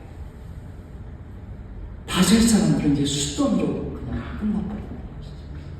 그렇다면 우리 태도가 우선 중요할 겁니다. 나에게 고통이 닥쳤을 때 고통의 정도에 관계없이 심한 고통이든 가벼운 고통이든 내 태도가 자동적으로 이렇게 되어야 될 겁니다. 자동적으로 원망과 불평이 입에 나가는 것을 스탑시키고, 그러니까 고통스러울 때 제일 먼저 조심해야 되는 게 입입니다. 그러니까 전화통을 붙잡는 게 아니라 성취적으로 하는 겁니다. 우리가 힘들면 벌써 위로받고 싶고 뭔가 도움받고 싶어서 전화통부터 붙들거든요. 그거 우선 아닙니다. 우선 입을 열면 이게 고통을, 괴로움을 더 증가시킵니다. 그렇기 때문에 입을 절제하고요, 원망과 불평을 삼가고요, 그분 앞에 와서 눈물로 매달리면서 도움을 청하고요. 여기서 그 태도가 그럽니다. 내가 두려워하는 것이 하나 있으니 그것은 내가 고통을 받는 게 두려운 게 아니라 나에게 닥쳐온 고통에 막받지 못하게 행해야 근데 도스토옙스키가 이 말을 한 건 아닙니다. 이미 그 전에 실존주의 작가가 했던 말입니다. 근데 그에게 이 말이 너무너무 좋았던 거죠. 그러니까 고통이 오게 되면 고통 앞에서 불평과 원망과 한숨이 나가는 건 너무너무 당연한데 그렇게 마냥 시간을 보낼 수는 없어요. 어쨌든 이 고통을 내가 어떤 식으로든 대면해야 되니까. 그럴 때 나의 태도를 점검해야 한다는 것이죠. 근데 좀 전에 말씀드렸지만 똑같은 고통을 겪어도 대다수의 사람들은 수동이가 되고 소수의 사람들만 이제 성장한다는 얘기를 했는데요. 이게 이제 태도 때문입니다. 고통을 대하는 태도가 벌써 잘못됐기 때문에 처음부터 이게 답이 나오는 거죠. 그 총괄받는 이 피아니스트가 있었습니다. 상당히 연주를 잘하는데 여성입니다. 근데 이제 세계적인 인물이 되기 위해서는 이 거장 피아니스트의 이제 제자가 되어야 해요. 근데 마침 그 거장 피아니스트가 이제 수련자를 모집한 거예요. 자신의 그 제자를. 그래서 이분이 지원을 해서 이제 그 테스트를 봤는데요. 최선을 다해서 연주를 했습니다. 그리고 자기 나름대로도 정말 연주를 잘했다고 생각하는데 그 스승께서 뭐라고 얘기하냐면 이렇게 얘기해요. 당신의 연주에서는 뭐랄까 뭐 별다른 재능이 느껴지지 않네요. 정말 좋은 피아니스트가 될 수 있을까? 너무너무 충격을 받았어요. 이 여성 피아니스트. 그래서 그날로 피아노를 끊었습니다. 그리고는 이제 사랑하는 사람을 만나서 결혼했고 아이를 키우며 세월이 흘러갔습니다. 근데 어느 날 이렇게 저기 마켓에 갔다가 포스트를 봤는데 자기가 은사를 모시려고 했던 그 거장이 이제 마지막 은퇴 기념전을 하면서 도시를 순회하고 있어요. 근데 자기가 살고 있는 도시에 와서 연주하는 게 보여요. 그걸 보는 순간 여기서부터 분노가 올라옵니다. 내 인생을 망친 사람이니까. 그래서 그날을 기억해 놓고는 찾아갔습니다. 그래갖고는 이제 따지는 거죠. 당신만 아니라면 내가 지금처럼 살지 않았을 텐데 이제 이 말을 쏟아붓는 겁니다. 그랬더니요. 이게 그들의 얘기입니다. 이 연주자를 기억을 해요. 그 은사가. 그러면서 난 모든 기대주들에게 똑같은 말을 합니다. 이유는 간단해요. 세계적인 연주자가 되기 위해서 남이 뭐라 하건 자신을 믿는 믿음이 필요하니까요. 당신이 내 말 때문에 피아니스트의 길을 포기했다면 분명 그 뒤에도 연주자에게 따르는 비난과 호평을 견뎌내지 못했을 거예요. 당신의 인생을 망친 건 내가 아닙니다. 바로 나약한 당신이죠. 근데 요 말하기 전에 뭐라 그러냐면 저를 기억하십니까? 그러면서 이제 내 인생을 당신이 망쳤다 그랬을 때 기억하죠. 그때 지원자 중에 가장 연주를 잘한 사람이에요. 이 말이에요. 근데 실제 평할 때 그런 말을 안 하는 거예요. 일부러. 연주를 제일 잘했대요. 그때 지원자 중에. 예수님도 그렇잖아요. 마지막 말, 너희는 세상에서 고난을 겪고 있어. 끝이야. 뭐 다른 말이 없네요. 그래도 너희는 내 제자니까 뭐 이런 말 할 수도 있잖아요. 예. 그러니까 내가 겪고 있는 이 고통이 나를 성숙시키는, 그러니까 내 태도에 따라 달라지니까 나를 단련시키는 거예요. 아니면 나를 더 비참한 생으로 이끌어가는 것인가? 나의 태도를 질문하는 겁니다. 이제 저희들은 이제 사제다 보니까 이제 교우들이 아플 때 가서 이제 병자 선서도 주고 이제 위로도 하지 않습니까? 그런 기회가 자주 있죠. 그러면서 자주는 아니지만 가끔 듣는 말이 있어요. 한 자매가 저한테 그래요. 신부님, 지난 그 몇 달 동안 입원해 있던 기간이 제 인생에서는 가장 풍요로운 시간이었습니다. 그래요. 그럼 저는 금방 그게 무슨 말인지 알 것 같아요. 어떻게 병원에 입원해서 고통을 겪는데 그 지난 몇 달간이 가장 자신에게는 그 좋았던 시간이라고 얘기할 수 있는가? 예. 그 신학자 멜컴 머거리지의 말을 통해서 그 자매님의 말을 해석해 볼게요. 그러니까 자신의 생을 되돌아봤을 때 가장 풍요로웠던 시간은 입원해 있던 시절이었다. 어떻게 이런 말을 할 수 있나? 아마 이런 식으로 볼 수 있을 거예요.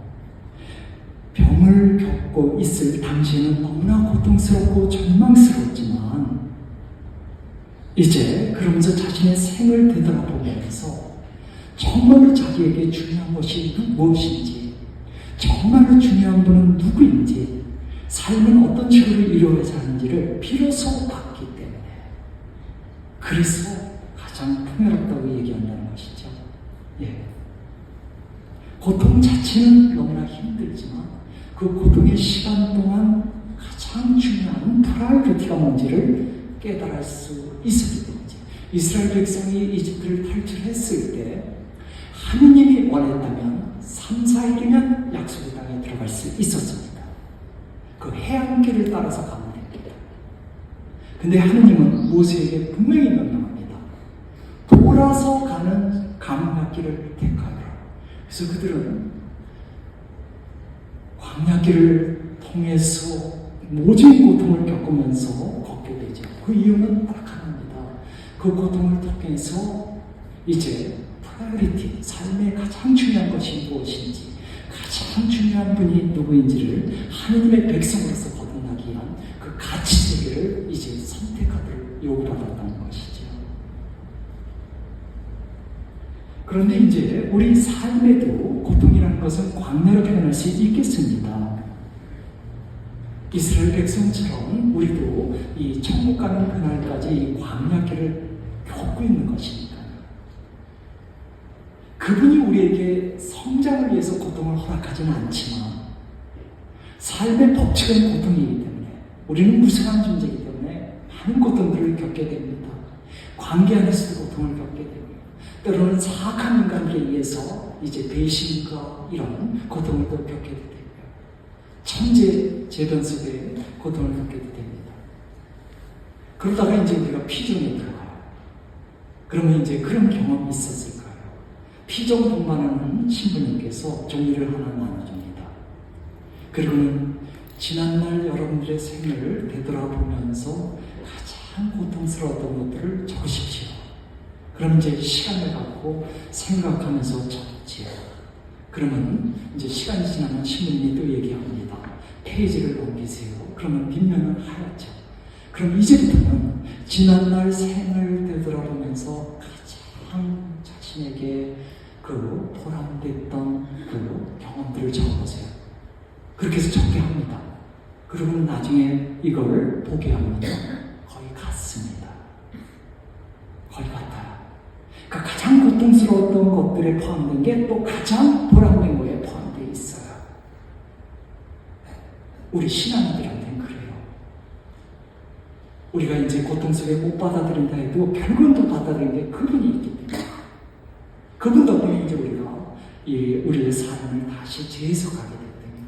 특히 피정 같은 데서는 그렇게 하거든요. 그러니까 아무래도 피정 와서 이제 가장 고통스럽게 힘든 걸 보겠죠. 그러면서 또 그 안에서 하느님과 함께 재해석하는 부분이 있거든요. 그러다 보니까 뒷면에 또 똑같은 경험을 적습니다. 제임스 패커라는 신학자가 한 말을 읽어볼게요. 만일 광야를 체험한 사람들과 당신이 이야기를 나눈다면 그들은 나는 광야의 길을 결코 선택하지 않을 것이다. 그러나 이 광야의 길을 가지 않았다면 오늘날 내가 이렇게 변할 수 있겠는가? 라는 말을 꼭 들려줄 것이다. 그러니까 광야의 길을 걸은 사람들이 공통적으로 하는 말이 있다는 거예요. 다시 가고 싶지 않아요. 군대 다시는 가고 싶지 않아요. 그럼에도 불구하고 그 길을 걸었기 때문에 오늘의 내가 되었다는 말을 한다는 겁니다. 예. 그러니까 우리가 태도만 적극적이라면 삶은 고통임에도 불구하고 우리는 훌륭한 아름다운 생을 이렇게 가질 수 있다는 것이죠. 환경이 우리를 지배한다는 말은 사실은 거짓말입니다. 물론 환경의 영향을 우리는 막대하게 받습니다. 그럼에도 불구하고 삶을 결정하는 건 나입니다. 그분과 나입니다. 환경이 내 삶을 결정하지는 않습니다. 예. 그래서 잠시 시 하나 읽고 제가 계속 요 설명을 하겠습니다. 외부의 일로 고통받는다고 생각하는가? 그러나 고통을 주는 것은 외부의 일이 아니라 그것을 대하는 나의 태도다. 다시 태도를 얘기합니다. 나의 태도를 바로잡으려는 의지가 있다면 얼마든지 환경은 고칠 수 있다. 만약 문제의 원인이 나의 성격이 있다면 이건 더욱 쉬워요. 나의 성격을 바로잡으면 됩니다. 이제 의사로서, 의학대학 교수로서 피에르 렌치니크라는 사람이 논문을 하나 썼습니다. 논문의 주제는 고아가 세계를 주도한다. 이게 이제 어떤 영성적인 건 아닙니다. 동료 의사들 논문이에요. 그렇기 때문에 이제 많은 조사를 통해서 나온 결과물을 갖고 이 논문을 쓴 거예요. 그래서 이제 논문을 보게 되면 이제 세계적인 그 지도자들을 이제 조사한 겁니다. 근데 조사하면서 보니까 이 고아들이 상당히 많았던 겁니다. 그래서 이 논문에 나오는 인물들을 보니까 세례자 요한, 알렉산더 대왕, 그리고 카이사르, 시저라고도 부르죠. 나폴레옹, 조지 워싱턴, 빅토리아 여왕, 음악가 바울, 톨스토이, 샤르트르, 그리고 루소, 파스칼 뭐 이런 식으로. 예, 많은 사람들. 예, 여기 공자님도 들어가 있어요. 이 논문 속에요. 이들이 이제 세상의 지도자였어요. 근데 이들은 고아예요. 여기서 고아라는 건요, 성장 과정에 부모가 없는 아이예요. 예를 들어서 뭐 20살 됐는데 엄마 아빠가 죽었어. 뭐 고아는 맞지. 그렇지만 그런 의미의 고아는 아니지. 우리가 얘기하죠. 한 아이가 반듯하게 잘 자라려면 엄마 아빠의 사랑을 듬뿍 받고 자라야 한다. 근데 이 고아들은 엄마 아빠가 없는 겁니다. 태어나서 이런저런 비극 속에서. 근데 이들이 이제 세상의 영도자가 된 겁니다. 물론 나쁜 역할도 했죠. 스탈린 같은 놈들은요. 아무튼 그래서 논문의 주제는 하고 싶은 얘기는 뭐냐면 환경이 사람을 지배하지 않는다예요. 그 얘기를 하고 싶어서 이 세계 지도자들, 고아 출신들을 연구한 겁니다. 그러니까 고아가 됐다고 해서 모두가 다 세계적인 영웅이 되진 않습니다. 엄밀히 얘기하면 소수의 사람들일 겁니다. 대다수의 고아들은 자신의 인생을 비관하죠. 그리고 이제 망가진 인생을 삽니다. 하지만 소수의 고아들은 다르다는 거죠. 환경이 우리 생을 지배하지 않으니까. 그러니까 고아임에도 불구하고 이제 일어나는 것이죠. 그런데 이 논문을 보고 무척 마음이 산란했던 분이 있습니다. 폴 트루니아. 이분 의사입니다. 내과 의사입니다. 근데 이분이 고아예요. 이분이 태어나서 얼마 안 돼 엄마가 죽고 4살 때 아빠가 죽고 고아예요. 삼촌 밑에서 자랐습니다. 삼촌이 그래도 나름 사랑을 돌봐주려고 했지만 항상 어려웠습니다. 그는 전문의로서 활동을 하고 있지만 의사 대 환자로서 기계적으로 만나지 그 이상은 절대 없습니다. 그는 병원 일이 없는 날 철쭉길을 걷는 게 취미입니다. 철쭉길은 이 레일이 2개가 있습니다. 그러면 그 레일 하나에 걸어가면서 생각합니다. 나는 외로운 존재. 내 옆에는 아무도 없어. 이게 이 사람의 인생이야. 그렇게 오랜 세월을 산 사람이에요. 근데 어느 날 의학자들이 있는데 고아가 세계를 지배한다 보면서 도전이 된 거예요. 자기는 아니거든요. 그러니까 항상 이제 의사로서 기능은 발휘하지만 제대로 못 발휘하죠. 그냥 먹고 사는 정도겠죠. 사는 건 없는 거. 그래갖고 처음에 혼란스러웠어요. 그 그리고 굉장히 낙심이 있어요. 나는 아니니까. 근데 이제 시간이 지나면서 그것이 이제 조금씩 불씨가 돼서 이분에게 도전을 줍니다. 그러면서 이분이 이제 태도를 바꿔요. 이분이 이제 신자인데 태도를 바꿔요. 그래서 나는 고아가 아니다. 나에게는 나를 낳아주신 아빠 하나님. 그래서 이분이 제일 좋아하는 성경 구절이 요한복음에 여기 있는데 하여튼 그 하늘에 계신 아빠 하나님을 제일 좋아해요. 이분이 이렇게 얘기해요. 고아로 성장한다는 것이 결코 선은 아니다. 하지만 고아로 성장한다는 것이 선이 될 수도 있다. 고아로 성장하는 어려운 환경을 창조적으로 대할 수만 있다면 선이 될 수 있다. 그러니까 태도를 얘기하는 겁니다. 환경 앞에서 실망하면서 그냥 낙심할 것인가? 아니면 이 환경 앞에서도 생이 나에게 던지는 질문에 응답할 것인가? 그러니까 많은 사람들은 생에 기대를 하거든요. 우리가 원하는 게 많아요, 이 생에.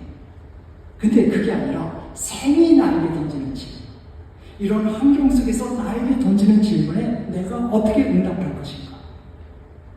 지금 그 태도를 이분도 얘기하는 겁니다. 예. 그 빅터 프랭클이라고 우리 모두 알잖아요. 아우슈비츠에서 살아서 돌아온 정신 심리학자. 그가 이런 말을 해요.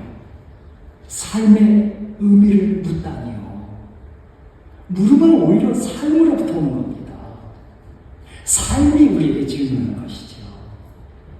우리가 질문을 받는 존재입니다. 삶이 시시각각 우리에게 질문을 던지지요. 대답을 해야 할 사람은 우리입니다. 그러니 삶이 나에게 뭘 해줄까 기대하지 말고 지금 이 삶이 나에게 어떤 질문을 하는지 응답을 찾으세요. 예, 빅터 프랭클이 한 말이죠. 이런 분들이 한 말을 믿을 수밖에 없어요. 저는 겸손이 아니라 제가 한 말을 믿으라는 얘기는 절대 안 합니다. 근데 실제로 이렇게 아우슈비츠 시험소에서 고통을 겪고 살아남은 사람은 믿을 수밖에 없는 겁니다. 물론 저는 성서학을 전공한 사람으로서 이제 성서학적인 지식을 갖고는 확신에 차서 얘기할 수 있습니다. 예수님께서는 당신을 따라가는 우리의 삶이 구원받은 삶이라고 다 압니다. 우리는 구원받은 존재로서 그분과 함께 생명의 길을 걸어가죠. 하지만 삶 자체는 고통입니다. 그래서 그분이 우리에게 이렇게 얘기했던 것이죠. 고통을 적극적으로 안고서, 그러니까 십자가를 적극적으로 안고서 누구든지 제 십자가를 안고 내 뒤를 따라오지 않는 사람, 내 제자가 될 수 없다. 이거 십자가 고통으로 바꿔도 됩니다. 우리말 성경을 보면 누구든지 제 십자가를 지고 아닙니다. 저는 성서를 전공했으니까 이건 얘기할 수 있겠죠. 안고입니다, 단어가. 이 바스타제인이라는 단어예요. 그래서 사전을 보게 되면 바스타제인은 소중한 것을 품다예요. 그래서 제가 안고로 바꾼 겁니다. 이 단어가 소중한 것을 품다라는 증거를 제가 보여드릴게요. 이겁니다. 예수님께서 이 말씀을 하고 계실 때 군중 속에서 어떤 여자가 목소리를 높여 칭송하면서 선생님을 배웠던 모태와 선생님께 젖을 먹인 가슴은 행복합니다. 같은 단어입니다. 그러니까 아기 예수님을 품었던, 아기 예수님을 안았던 자궁, 그 표현입니다. 바스타제. 이 단어를 예수님이 쓴 겁니다. 그래서 누구든지 내 뒤를 따라오려면 자신의 십자가를 안고서, 이 안고 가는 것과 지고 가는 건 벌써 내적인 태도가 다릅니다. 지고 간다는 건 억지로 피해자가 돼서 할 수 없이 가는 거죠. 그럼 무겁죠. 너무 무겁죠. 예, 1kg은 무겁죠. 하지만 저기로 안게 되면 10kg도 무겁지 않습니다. 이 적극적이기 때문에. 창조적 고통이라는 표현이 있었는데 이게 적극적으로 바꿔도 됩니다. 사실 지금 우리 주님께서 하신 말씀을 이제 우리가 지금 얘기하고 있는 것이죠. 그러니까 삶이 나에게 질문할 때 계속해서 불평불만 속에 우울함 속에 빠질 것인가? 아니면 주님께서 안고 가라고 했으니 내가 이것을 보면서 내가 어떻게 응답할 것인가? 이렇게 태도를 바꾸는 것이죠. 안게 되면 무슨 일이 벌어집니까? 준주승 보면서 얘기합니다. 당신이 즐겁게 십자가를 안고 간다면 그 십자가는 당신을 원하는 목적지까지 데려다 줄 것이다. 비록 이 땅에는 없다 하더라도 고통이 끝나는 그것으로 말이다. 당신이 마지못해 십자가를 진다면 당신은 스스로에게 새로운 짐을 지우는 것이다. 아까 불경에서 똑같은 말이고 그 짐은 점점 더 무거워질 것이다. 그렇다고 해서 당신이 그 짐을 지지 않을 수는 없다. 왜? 인생은 고통이니까요. 당신이 하나의 십자가를 내팽개에 친다면 의심할 것이 없이 다른 십자가, 더 무거운 십자가를 지게 될 것이다. 어떠한 인간도 피하지 못한 것을 당신만큼은 피할 수 있다고 생각하는가? 이 세상에서 십자가와 고난에서 면제된 사람은 아무도 없다. 근데 밑줄 치는 게 중요합니다. 우리가 십자가를 안게 되면 그 십자가가 어떤 것이든 놀랍게도 십자가가 우리를 아예 데리고 가요. 예를 들어서 어떤 사람이 전신마비자가 돼요. 결코 원하는 건 아니죠. 근데 하여튼 이런저런 이유에서 전신마비가 됐어요. 둘 중에 하나를 택할 수 있겠죠. 크게 얘기해요. 거부하고 아니면 받아들이고. 받아들이려면 이제 그 다음부터는 이 전신마비가 그를 이끌어가요. 안 받아들이려면 한평생 내가 그 전신마비를 끌고 가야 돼요. 그러니까 운명적으로 닥친 재난인데도 불구하고 안게 되면 어느 순간부터는 내가 아니라 나의 운명이 나를 편하게 이끌어줘요. 그래서 우리 오래전부터 장애를 살던 분들은 자신이 장애를 의식을 잘 못해요. 더불어 함께 살면서 이제 그것이 이끌어가니까요.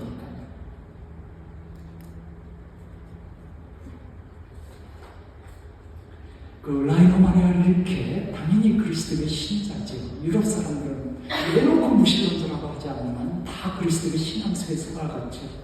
그는 예수님의 말씀을 너무너무 좋아했습니다. 매일같이 십자가를 안고서, 그래서 그는 하루를 마치고 얘기를 했을 때 이런 식으로 얘기했습니다. 십자가를 안고 간다는 것은 실현을 완성하는 것이다. 그래서 내가 오늘 어떤 실현을 완성했는가를 일기에 적었습니다. 굉장히 적극적인 태도입니다. 계속해서 우리 모두가 알고 있는 그 시지퍼스의 비극이죠. 그가 벌을 받아 이제 저 커다란 돌덩어리를 정상에다 올려놔야만 합니다. 올려놓으면 또다시 돌덩어리가 땅으로 떨어지죠. 그러면 그는 또다시 그 돌덩어리를 다시 정상에 올려놔야 됩니다. 언제까지? 영원히. 이게 이제 시지프스의 비극이죠. 근데 이게 바로 우리를 얘기한 거예요. 우리를. 예수님도 매일같이 일어났었잖아요. 매일같이 십자가를 하는 거죠. 이 이제 까미조차도 그리스도의 신앙을 벗어날 수가 없거든요. 태어나서부터 신앙생활을 하다가 이제 주체적으로 철학사상을 피지만 항상 그 뿌리 속에는 예수님의 가르침이 있는 거예요. 까미가. 그래서 이 까미가 뭐라고 얘기를 하냐면 우리 삶 자체는 이 시지프스처럼 매일같이 원하지 않는 그 돌덩어리를 정상에다 올려놓고 떨어지면 또 올려놓아야 하는 운명이지만 그러면서 이걸 어떻게 창조적으로 바꿀 수 있는가 이렇게 얘기합니다. 인간은 언제나 자신만의 무거운 짐을 반복해서 지게 되어 있다. 시시포스가 밀어올린 돌의 원자 하나, 산을 이루는 미네랄 한 조각, 이 모든 것으로 새로운 세계가 만들어진다. 그러니까 좀 풀게 보면 이제 돌을 굴리면서 이 돌덩어리가 모래들 조각들이 떨어지게 돼요. 그게 바로 또 창조 세계에 협력하라는 거예요. 이제 그런 의미로 얘기를 했습니다. 까미가 시시퍼스의 피난을 갖고 이런 얘기를 할 때 그는 어떤 구절에 의존해 있었냐면 예수님이 했던 이 말씀입니다. 누가 너에게 1000걸음을 가자고 강요하거든 그와 함께 2000걸음을 가져오라. 예수님 말입니다. 여기서 1000걸음은 로마법입니다. 옛날에 오리법이라고 했죠. 그러니까 오리를 로마 병사들은 누구든지 붙잡아서 짐을 나르게 할 수 있었어요.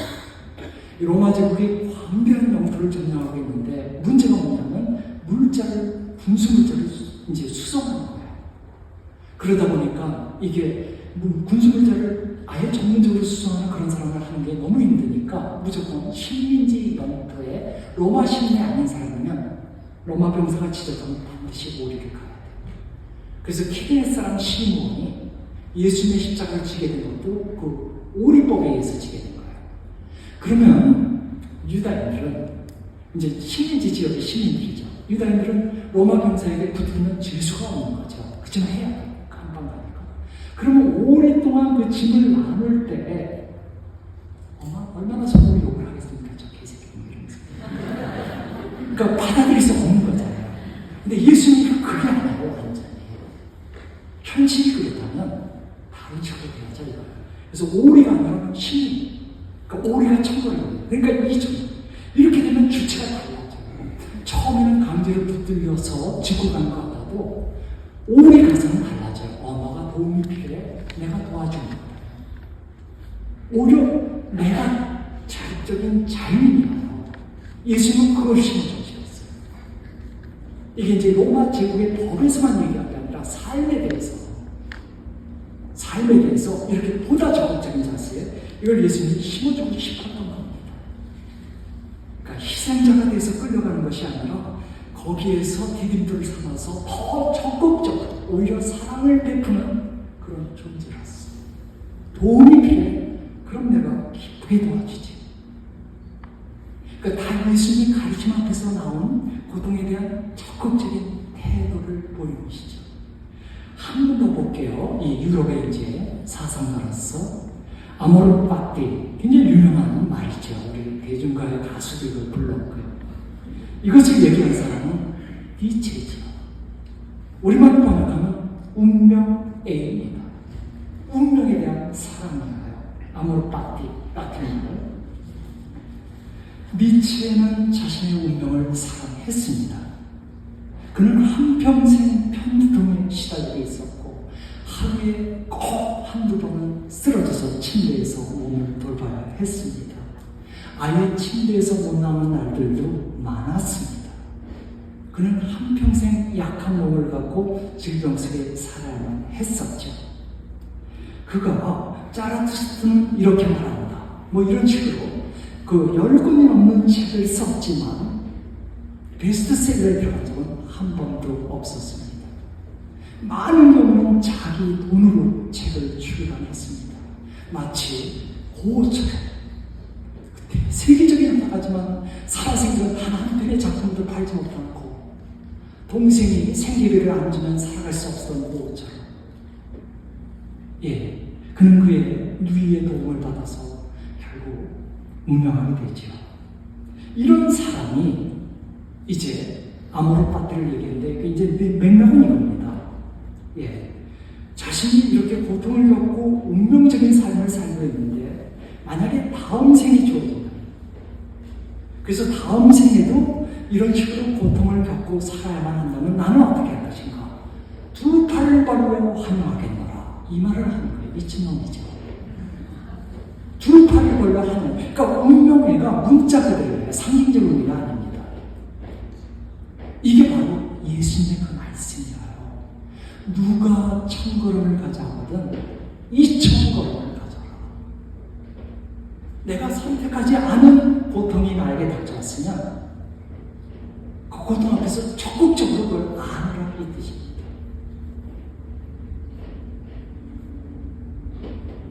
자신이 통제할 수 없는 것이 나에게 주어졌을 때 우리가 할 수 있는 것이 없습니다. 실제 우리 삶이 힘들 때는 내가 할 수 있는 게 별로 없습니다. 자식과의 관계에서도 내가 힘들어지는 건 내가 자식을 어떻게 못할 때입니다. 근데 이제 우리에게는 내가 통제할 수 없는 게 너무 많습니다. 골리앗과 같은 존재가 너무 많아요. 그러니까 삶은 갈수록 더 힘들어져요. 그리고 많은 사람들이 이제 신경 안전제가 없으면 못 살아요, 이제. 이럴 때일수록 더 적극적으로 예수님 말씀이 우리에게 힘이 돼야 돼요. 십자가를 안고서 오리를 가야 하는 신의를 가는 그런 신이죠. 예, 정약용 선생님, 이분이 무려 18년 동안 유배 생활한 거 우리 알잖아요. 그 유배 생활을 이런 식으로 정리합니다. 하늘은 나를 버리지 않고 곱게 다듬으려 했다. 그러니까 그가 18년 동안 유배당한 것은 하느님 때문은 아닙니다. 정쟁 때문이죠. 방파싸움 때문이죠. 그렇지만 그 유배 생활을 그는 하늘이 자신을 성장시키는 그런 시간으로 적극적으로 활용했던 것이죠. 예. 그러니까 태도가 이미 고통 앞에서 창조적이었던 것이죠. 그는 그 유배 동안에 많은 좋은 책을 쓰지요. 대표적인 게 문민신서, 흠음신서, 경제유표. 그가 얼마나 많은 책을 썼는가 여기 제가 써놨는데 예, 어마어마하게 책을 썼습니다. 지금 이게 세 권만큼은 하지만요.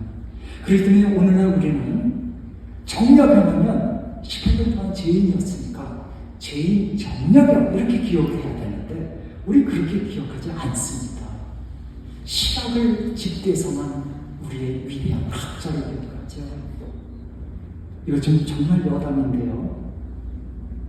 여러분들 이 배우 좋아하십니까? 제가 제일 좋아하는 정예인 바로 정약용의 직계 6대 선조입니다. 그래서 이 사람이 나오면 다 봅니다. 그냥 우스갯소리입니다. 얼굴 모습이 비슷해요. 예, 초상화를 그린 정약용 선생님하고 제가 좋아하는 아이돌 정예인하고요.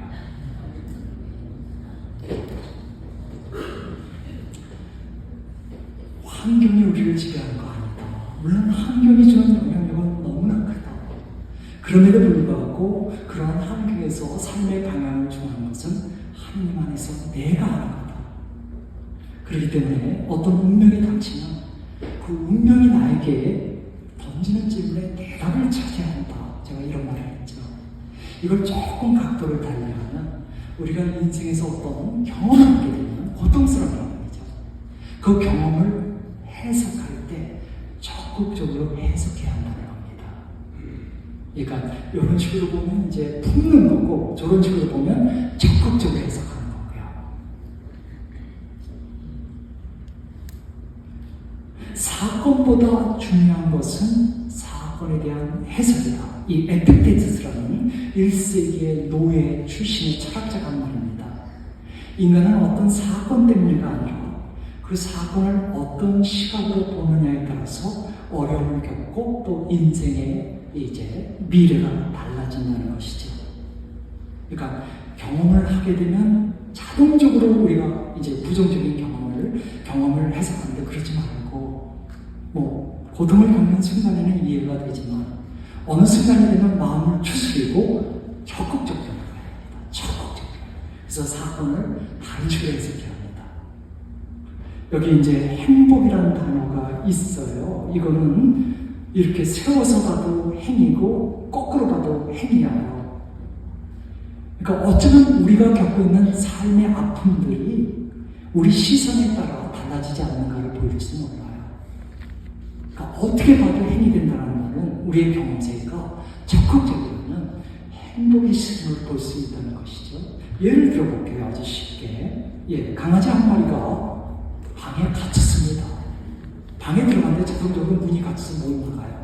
근데 그 방에는 사방이 다 유리가 있어요. 그래서 이 강아지가 지금 4마리의 강아지를 보는 겁니다. 그리고 코너에 가게 되면 이게 더 많아져요. 근데 그게 자기 그림자라는 걸 전혀 모릅니다, 이 강아지는. 그러니까 이제 으르렁거리죠. 무서우니까. 그랬더니 막 동서남북에서 다 으르렁거립니다. 이 강아지가 오줌질을 쌉니다. 겁에 질려요. 죽습니다. 두려움은 무섭거든요. 두려움에 따라 두렵던 중. 근데 만약에 이 강아지가 비록 그게 자기 그림자라는 건 몰라도 거울에 비친 자기 모습이라는 건 몰라도 만약 웃었다면 친구를 만난 것처럼 웃었다면 양쪽으로 다 웃을 거예요. 사방에서. 그러면 이제 주인이 문을 열을 때까지 그는 그 친구들과 함께 놀 겁니다.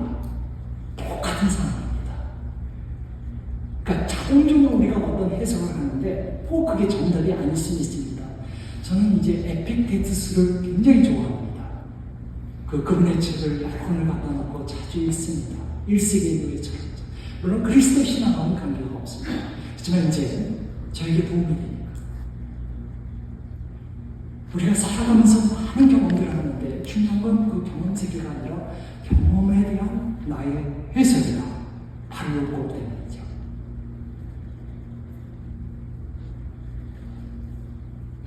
(2001년 9월 11일) 세계무역센터가 무너지는 것을 우리가 뉴스를 봤죠. 여러분들 가슴이 다 무너졌을 겁니다. 세상이 다 끝나는 걸로 보였을 거예요. 그때 이제 3개의 비행기가 납치됐죠.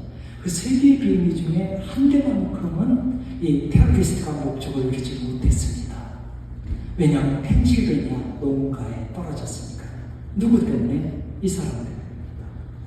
예, 다들 비모란 사람 때문에. 그는 이제 비행기가 납치됐다는 걸 다 알고 있었고요. 마지막 운명이라고 생각하니까 자신의 핸드폰을 켜놨습니다. 그리고 자신이 하는 말을 부인이 다 들을 수 있도록 했던 것이죠. 그러면서 옆 사람한테 얘기를 합니다. 우리 그냥 당하지 말자. 덮치자. 요것만 얘기하고 끝내겠습니다. 우리 그냥 당하지 말자. 덮치자. 그래가지고는 이제 테러리스트가 옆으로 갈 때 이제 Let's roll, let's roll 이 말을 하면서 덮칩니다. 그래서 이제 나중에 그 부인이 이 책을 썼던 거죠. 남편의 마지막 말입니다. 덮치자. 예. 근데 이제 중요한 건 그겁니다. 그 당시 부인이 만삭이에요. 이 두 아이가 이미 있고, 여기 보면 이제 아빠, 이 테드 버머가 죽기 전에 두 아이를 데리고 가는 사진이 보입니다. 근데 뱃속에 또 셋째 아이가 있었습니다. 근데 이제 기자들이 와서 물어보죠. 남편의 그런 행위를 어떻게 생각합니까? 그랬더니 이 리자 비모가 하는 말입니다. 제 남편의 그 마지막 모습은 나와 아이들이 어떻게 살아가야 할지를 가르쳐주는 지침입니다. 그렇게 얘기해요. 이게 바로 해석이에요. 사건을 어떻게 해석하느냐에 따라 막 인생이 달라지거든요. 근데 그는 남편의 죽음을 그렇게 해석합니다. 앞으로 남은 아이들과 어떻게 살 것인가. 남편 목까지 해서 그런 해석을 하고 당연히 훌륭한 생을 살아갔죠. 영광적으로 끝내겠습니다. 영광이 성부와 성자와 성령께 성부와 성자와 성령께